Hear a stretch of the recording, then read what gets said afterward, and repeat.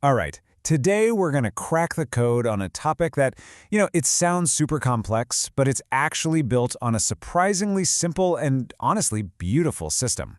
I'm talking about organic chemistry. Okay, so let's just think about this for a second. Carbon. It's literally the backbone of life, right?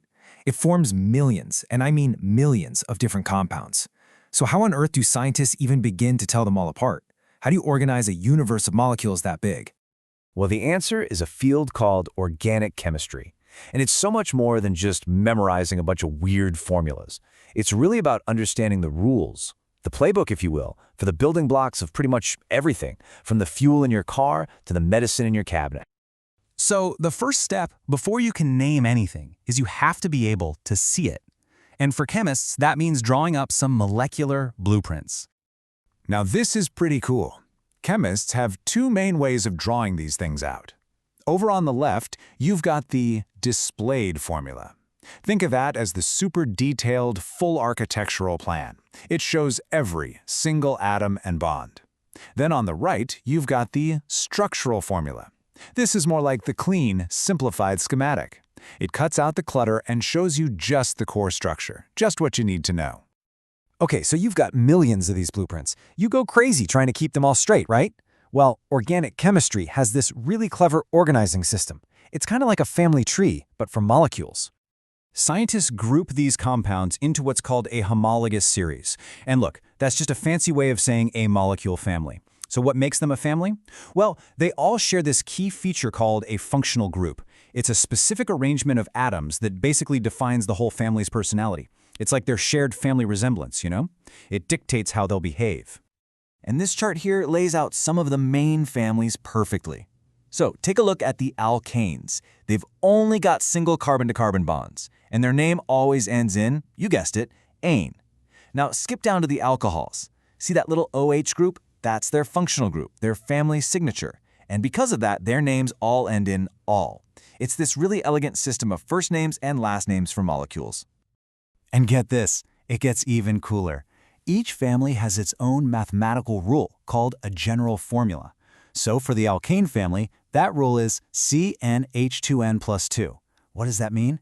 It means if you tell me how many carbon atoms there are, that's the N, I can use this formula to tell you exactly how many hydrogen atoms there have to be. It's like a secret decoder ring for chemistry.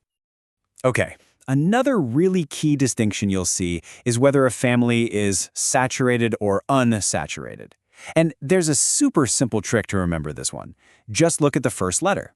Saturated compounds have only single bonds, and unsaturated compounds, they've got one or more double bonds. See? The hint is right there in the name.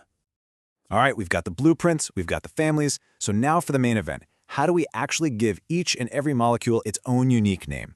Well, it turns out it's a simple two-part game. It really just comes down to two steps. Step 1, you count the carbons in the main chain. That gives you the molecule's first name. Step 2, you find the family, that functional group we talked about, and that gives you its last name. That's literally all there is to it. Okay, let's try one out. We're going to name this molecule right here. I'll give you a spoiler, the answer is butanoic acid. But what we really care about is, how do we get to that answer?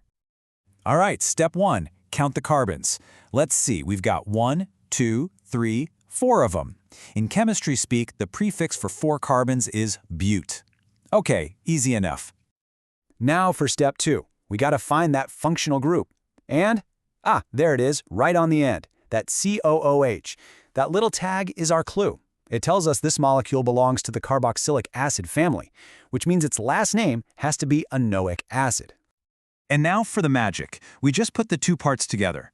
We've got but from the carbons and enoic acid from the family. Put them together and you get butanoic acid. See, it's not magic, it's a code. And once you see the pattern, you can start to read the language. So, why? Why go through all this trouble? Is this just a neat little puzzle for chemists? Well, no. It's actually way, way more important than that. Because this system, this naming convention, it's not just a bunch of rules. It's the universal language of molecular science.